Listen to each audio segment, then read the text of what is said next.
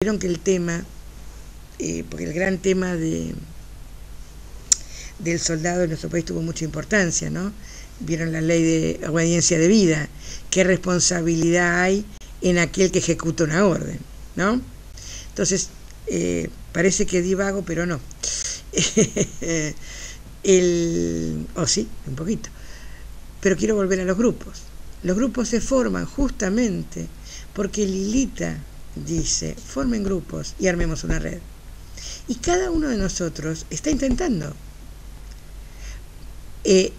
Pero si intentamos obedecerla en el sentido de porque ella me manda a hacerlo, no lo logramos hacer.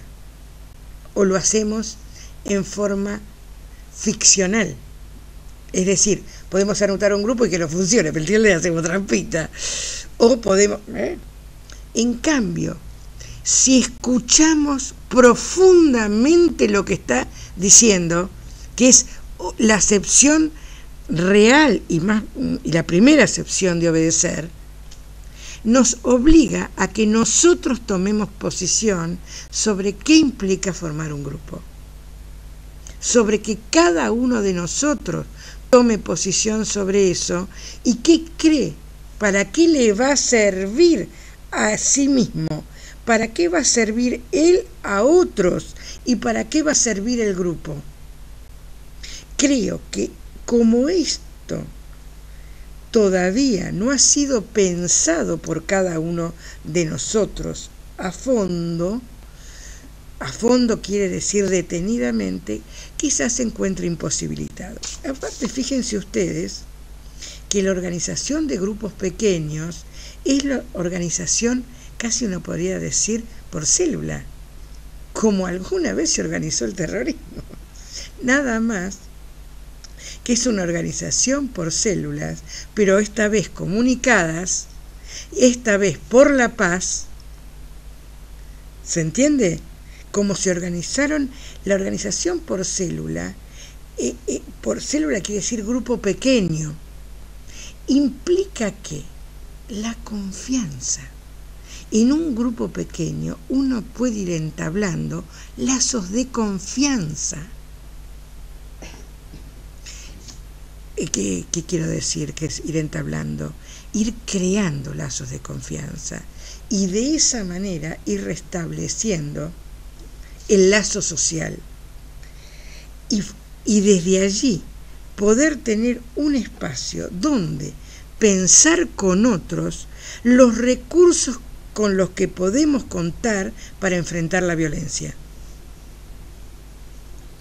Sí. Sí, yo quería comentarte algo que está ocurriendo que me parece, al principio me sorprendió mucho, después le encontré tanta razón y quiero que lo tomes. Claro, porque de eso se trata. A medida que vos ibas avanzando en hablar de lo que nos produce la violencia y cuáles son las cosas necesarias para hacer, acá surgió toda una charla desde un señor que se propone hacer un grupo de trabajadores desocupados pero que no trabajen con planes, porque hablaba de la violencia que significan los planes sociales, de la falta de dignidad, empezaron a hablar de cómo se somete a la gente, empezaron a hablar de la dependencia que crea, de cómo hacernos fuerte ante la adversidad,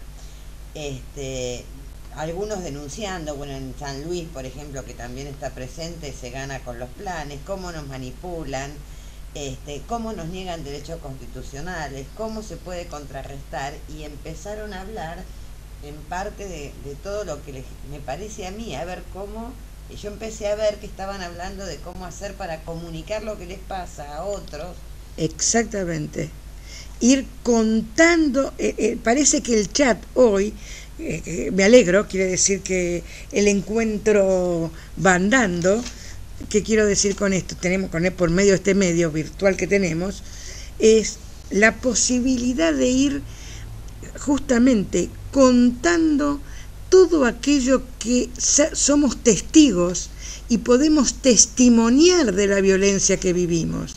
Las experiencias que uno vive se testimonian. Testimoniar cada uno de nosotros cada argentino de la violencia que padece a otro, testimoniar junto con otro argentino, es la vía de salida para encontrar los recursos de una acción. No hay recetas, justamente no hay recetas. ¿Tengo un poquito de agua, de algo? ¿Qué quiero decir con esto? No hay un manual para resolver la violencia.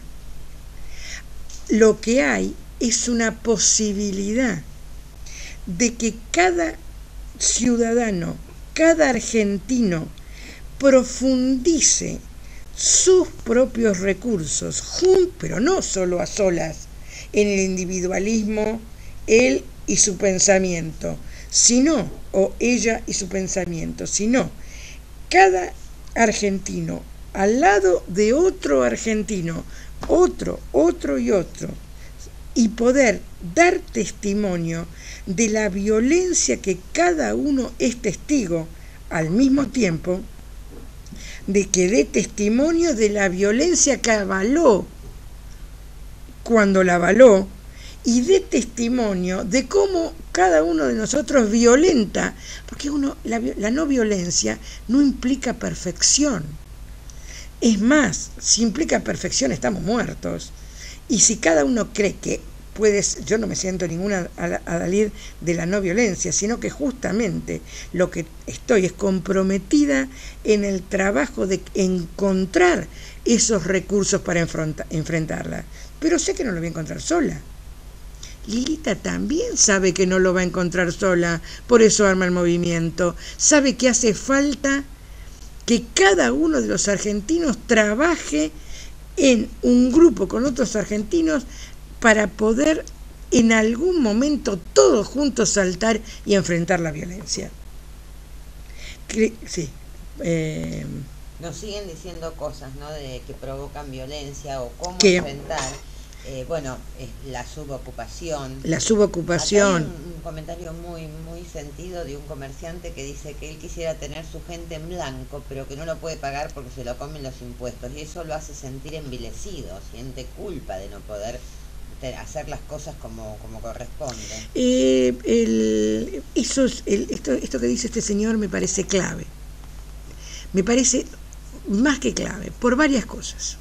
Primero, porque creo que el camino de resolución y el camino que más va a servir para formar nuestros grupos de no violencia es con personas que se atrevan, como este compañero que dice: yo soy comerciante y yo no puedo pagar los impuestos que me piden, porque si los pago me fundo. ¿Qué quiero decir? Habla desde lo más profundo de que él quisiera pagar y no puede pagar, desde la impotencia más profunda.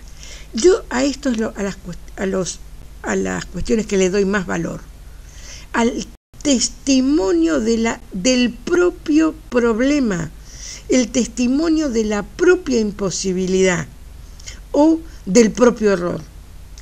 Creo que es el camino más válido para juntarse con otro. No creo